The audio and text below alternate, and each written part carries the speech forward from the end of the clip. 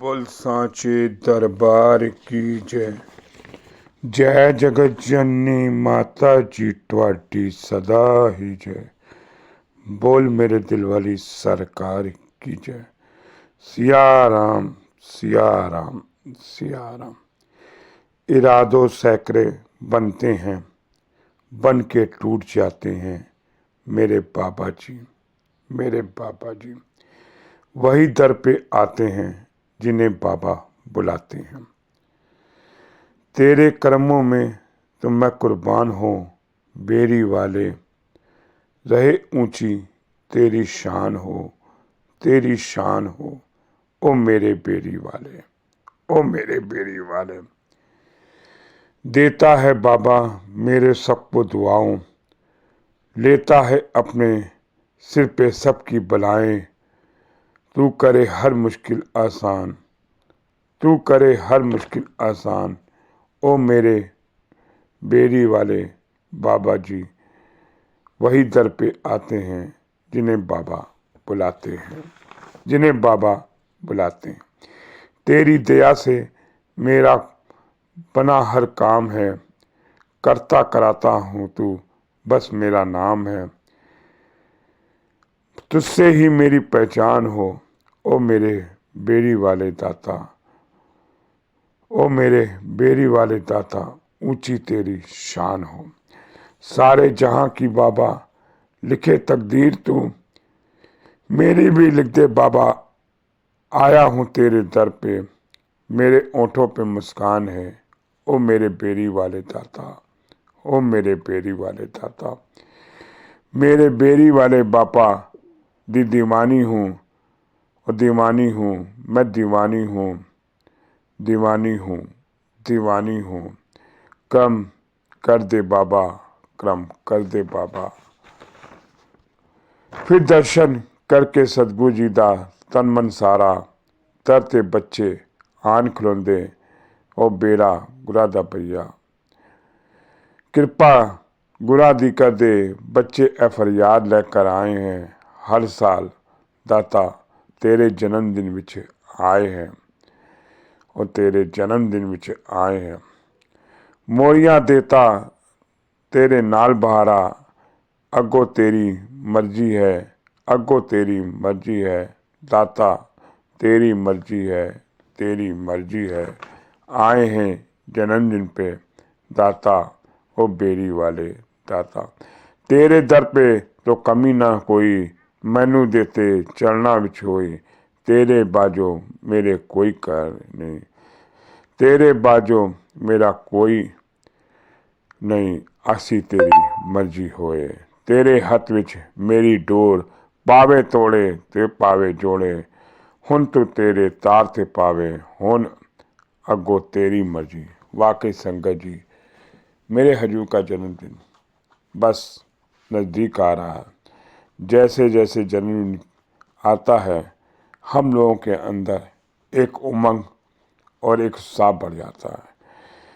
कहते हैं जैसे ही हमारी गाड़ी जबलपुर पहुंचती है, मदन महल क्रॉस होता ही है, आगे हम जैसे ही बेदी नगर के पास आने लगते हैं, हम सिया राम करके हजूर के दरबार पहुंचते हैं। पहली सीढ़ी चढ़ते ही हमारे अंदर पॉजिटिव हो आ जाता है। सारी जो निगेटिव्स हमारे अंदर होती है वो भाग जाती है, क्योंकि सद्गुरु की छाया हमारे ऊपर पड़ती है। उनके फूलों की खुशबू और संगतों की दर्शन से ही संगत जी हमारे अंदर पॉजिटिव हो जाती है। वो सुगंध बिखर जाती है जहाँ पर संगत के लोग जन्मदिन पर रंग बिरंगे कपड़ों में मिलते हैं। चारों तरफ का माहौल ही कुछ अलग हो जाता है। कोई जूते की सेवा में लगा है, कोई झाड़ू कर रहा है, कोई लंगर की सेवा में लगा है। बस एक ही धुन, जय सिया राम, जय सिया राम, जय सिया राम, यही धुन आती है। कोई दिमाग में टेंशन नहीं, कोई फ़ोन नहीं आना, क्योंकि हजूर ने अपना जन्मदिन होलियों पे ही रखा है।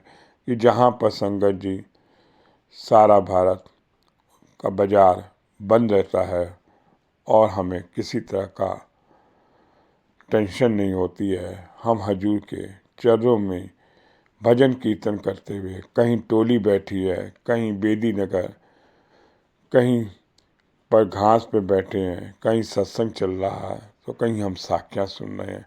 माहौल चारों तरफ बाबा के जन्मदिन का खुशियाँ ही खुशियाँ हैं। संगत जी, आज मैं आपके सामने जबलपुर की धरती से एक सुंदर सी साखी आपको देता हूँ। बहुत समय की बात है। हरिता मल जी की साखी है। वो लिखते हैं कि मैं, हरिता मल जी, खन्ना जी और एक दो जी परम पूज्य माता जी के साथ कहीं गए हुए थे और ट्रेन में बैठ के जबलपुर आ रहे थे। संगत जी, उस समय रिजर्वेशंस बहुत कम होती थी। हम लोगों ने एक बोगी में एक सीट खाली करी, वहाँ पर मैंने चादर बिछा दी और परम पूज्य माता जी को विराजमान कर दिया। उनके पास और कोई नहीं बैठा। हमारी क्या हिम्मत है, हम परम पूज्य माता जी के करीब बैठ सके और सामने वाली सीट पे हम बैठ गए। एक हट्टा कट्टा जेंटलमैन परम पूज्य माता जी की सीट के बगल में आकर बैठ गया। हमने बहुत रिक्वेस्ट करी कि आप यहाँ से उठ जाइए, हमारी तो हिम्मत नहीं है बैठने की, आप कैसे बनी, ये हमारी गुरु माँ है, आप मत बैठे। संगत जी, वो क्या जाने परम पूज्य माता जी के बारे में, लेकिन वो डटा रहा।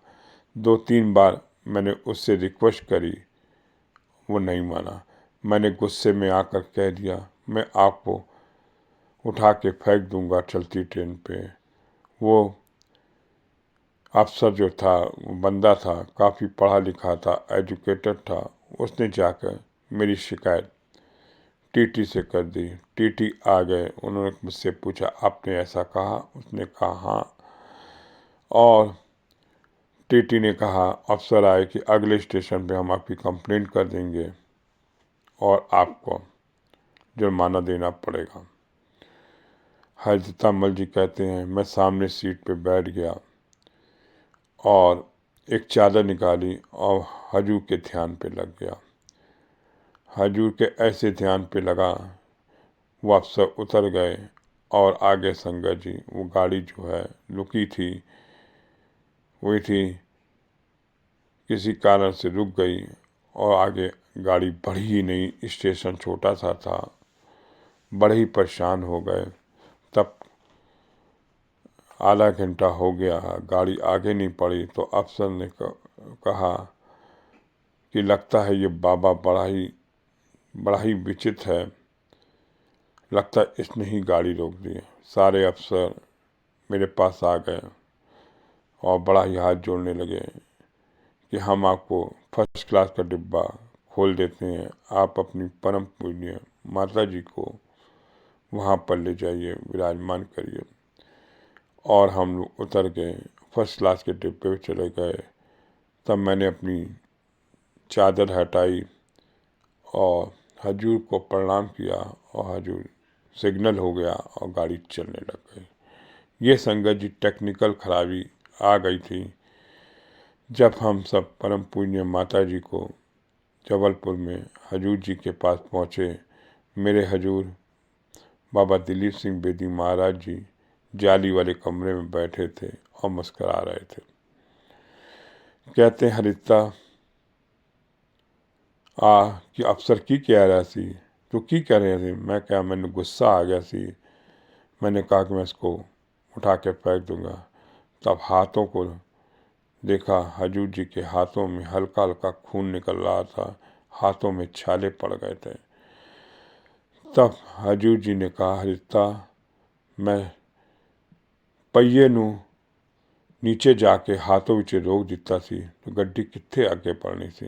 वाकई मेरे हजूर बाबा दिलीप सिंह बेदी महाराज जी ने ट्रेन ही रुकवा दी, क्योंकि अपनी शान में, रानी साहब के शान में कोई उनके बगल में बैठ सकता है, वो हमारी उच्च हैं, हम उनके नीचे ही बैठ सकते हैं। उसको क्या पता था हट्टे कादियानी को कि मेरी माँ कितनी है जान है।